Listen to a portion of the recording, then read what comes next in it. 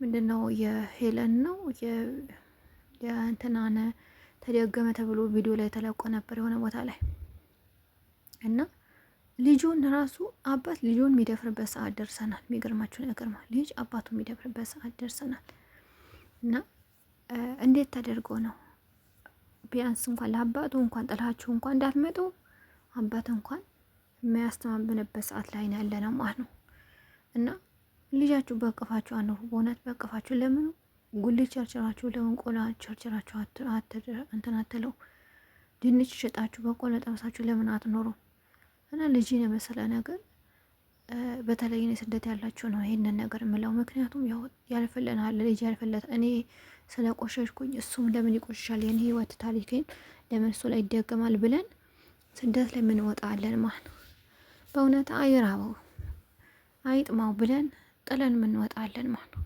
እና ምንም ቢሆን ከእናት እቅፍ ከእናት የሚመስል ሽታዋ እስትንፋሷ የሚመስል ነገር ምንም ነገር የለም። እንኳን ህፃን ልጅ ሆኖ እኛ እንኳን ትምህርት ቤት ትልቅ ሆነን ራሱ ሃይስኩል ሆነን ራሱ እና እናቶቻችን ከትምህርት ቤት ከሌሉ እንዴት ነው በቃ የሚደብረን ማለት ነው። የቀረበልን ምሳ እንኳን ቢኖር አንበላም። እኔ በበኩሌ አልበላም ነበር በዛ ሰዓት ማለት ነው። እናቴ ስትኖር በጣም ደስ ይለኛል። የሚገርማቸው ነገር ምንም አትስጠኝም ልብላ በቃ ሰዓት ደስ ይለኛል። ቤቱ ተከፍቶ እናቴን ሰዓት ማለት ነው።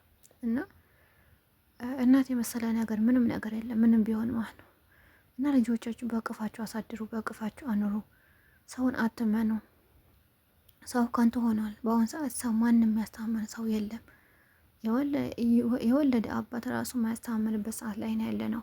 ምክንያቱም ሰይጣን አጋንንት በአሁን ሰዓት ጊዜው እያጠረ ስለሆነ ጊዜው ክርስቶስ የመምጫ ሰዓት ስለደረሰ በቃ ባለው ሰዓት እየተጣጣረ ነው ያለው ማለት 24 ሰዓት ነው እየሰራ ነው ያለው ማለት ሰው ላይ እየሰራ ነው። ይሄ ደግሞ እየታወቀ ነገር ነው፣ ግልጽ የሆነ ነገር ነው፣ የምናየው ነገር ነው። ይሄ እኮ ምንም እንትን እኮ ነብይ መሆን እኮ አይጠበቅብንም። በቃ የምናየው ነገር ራሱ ከመጽሐፍ ቅዱስ ከማንበብ ራሱ መረዳት ይቻላል። ምክንያቱም የታየነ ግልጽ የሆነ ነገር ስለሆነ ማለት ነው። ክርስቶስ በመምጫው ሰዓት ላይ ምን እንደሚከናወን ስለተነገረ ያንን ነገር በመጽሐፍ ቅዱስና አሁን ዓለም ላይ ያለውን እኛ ላይ ህይወታችን ላይ የሚከናወን ነገር ማዛመድ ነው። በቃ ማዛመድ ነው። ኤ ከቢ ማዛመድ ነው። መጽሐፍ ቅዱስ ኤ ነው፣ ቢ ደግሞ የራሳችን ህይወት ነው፣ ዓለም ላይ ያለ ነገር ነው። ማዛመድ ነው። በቃ ምን ተፈጠረ ከዚህ በፊትስ እስካሁንስ ምን እየተካሄደ ነው፣ ከዚህ በኋላስ ምን ይመጣል የሚለው ነገር ኤ ከቢ ማዛመድ ነው በቃ ያለብን ማለት ነው። በቃ ያለን አማራጭ ይሄ እያደረገን መኖር ነው። ባለን ሰዓት ላይ ደግሞ ልጆቻችሁን እኔ ያላቅም ሌላ እምነት ምን እንደሚደረግ አላቅም። የራሳችን እምነት የኦርቶዶክስ ተዋህዶ እምነት ልጆች የሆናችሁ ልጆቻችሁ ቤተሰብ ውስጥ ያስቀመጣችኋቸው ራሱ ልትኖሩ ትችላላችሁ። እና ቤተክርስቲያን ሰንበት ትምህርት ቤት እንዲማሩ አድርጉ። ሰንበት ትምህርት ቤት ሲማሩ ድፍረት ይኖራቸው፣ የመናገር ክህሎት ይኖራቸው፣ ማንኛውም ነገር የመከላከል የመናገር ድፍረት ይኖራቸዋል ማለት ነው። ሰንበት ትምህርት ቤት ተማሪ የሆነ ሰው እና ቤት ውስጥ ታምቆ የሚኖር ሰው እኩል ስላልሆነ ማለት ነው። እንግዲህ እንደምታዩት ነው። ብዙ አርቲስቶች ብታዩ ትምህርት ቤት እንኳን ብታዩ ሰንበት ትምህርት ቤት ተማሪና ዓለም ላይ የሚኖር ተማሪ እኩል አይደለም የሚወደደው። ሚዲያ ላይ የሚሳተፉ ማንኛውም ላይ እንትን የሚሉ የሚሳተፉ አብዛኛው ሰንበት ተማሪ ልጆች ናቸው። እኔ ሌላ ሃይማኖት ባላቅም ማለት ነው። እና የመናገር ችሎት ማንኛውን ተጋፍጦ የማውጣት ችሎት በቃ ላይ አይደለም የራሳቸው እንትን የማለት እንትናቸው ይሰፋል ማለት ነው። የእይታ አድማሳቸው ይሰፋል ማንኛውም ልጅ ማለት ነው። በህፃነታቸው ደግሞ ሰንበት ትምህርት ቤት የሚገቡ ከሆነ በጣም የእይታ አድማሳቸው እየሰፋ ነው የሚሄደው። ከሁሉም ነገር ደግሞ ራሳቸው እንዲችሉ ያደርጋቸዋል።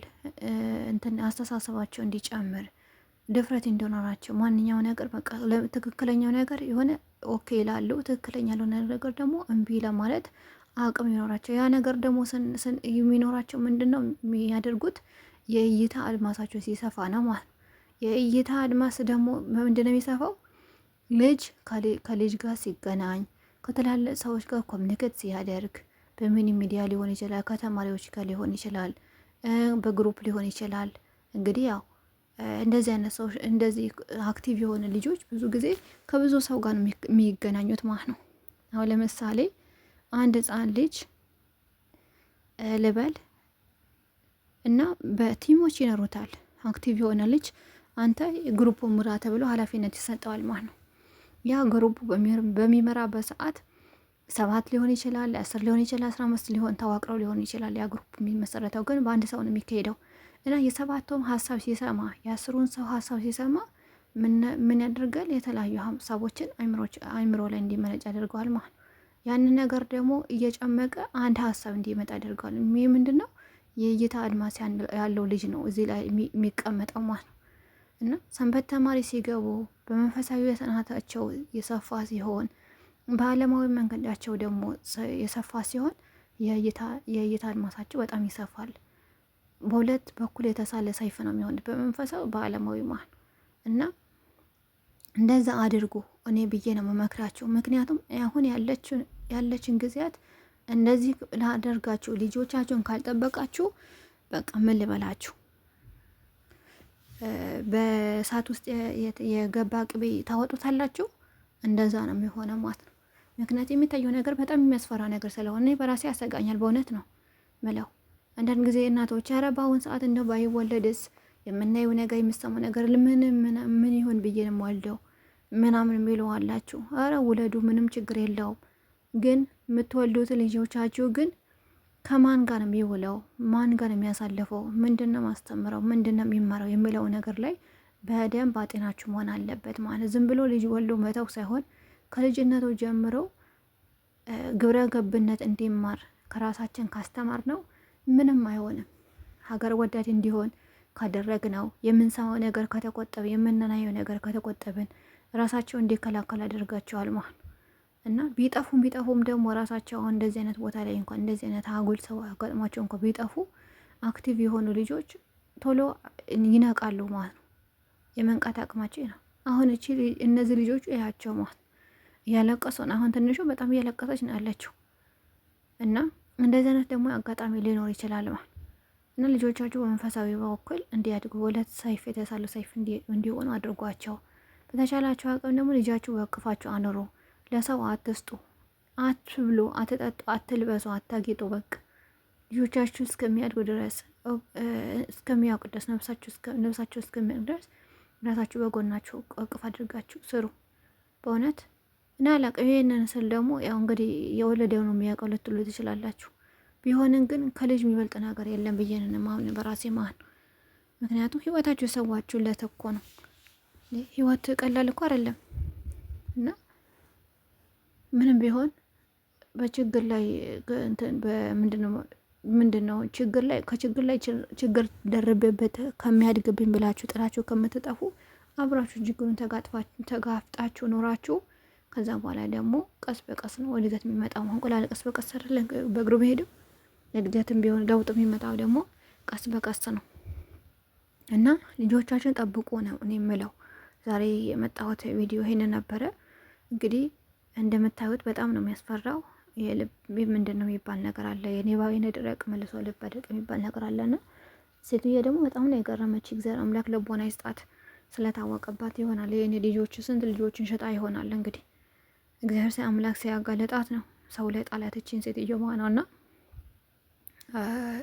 እንግዲህ እግዚአብሔር አምላክ ሀገራችንን ጸሎት ስራ አድርግልን። ልጅ ያላችሁን ደግሞ እግዚአብሔር አምላክ ልጆቻችሁን እግዚአብሔር አምላክ ይጠብቅላችሁ። ሌላ ነገር ምን ይባላል? ምክንያቱም በአሁኑ ሰዓት በጣም አስፈሪ ሰዓት ላይ ነው ያለነው። ማንም ሰው የማይታመንበት ሰዓት ነው ያለነው። የሚሰማው ነገር የሚታየው ነገር ለልጅ የሚቀፍ ለአዋቂም የሚቀፍ እና ዳዊሎስ ደግሞ ሰይፉን አንስቶ እየዞረበት ልክ እንደ አንበሳ እንደ ነብር አንበሳ አፉን ከፍቶ እየዞረበት ባለ ሰዓት ላይ ነው አሁን ያለ ነው ማለት ነው። እና ነገር ደግሞ ለልጆቻችን ለራሳችን ጥንቃቄ ማድረግ አለብን ብዬ ነው እኔ የማምነው በራሴ። እስከ ጨረሻ ስላዳመጣችሁ በጣም እጅግ አድርጌ ነው አመሰግነው። ላይክ፣ ሼር፣ ሰብስክራይብ አድርጉኝ። አመሰግናለሁ። እግዚአብሔር አምላክ ሰላምና ፍቅር ለቅድስት ሀገራችን ኢትዮጵያ ይሁን። አሜን። አመሰግናለሁ። ሰላም ቆዩልኝ።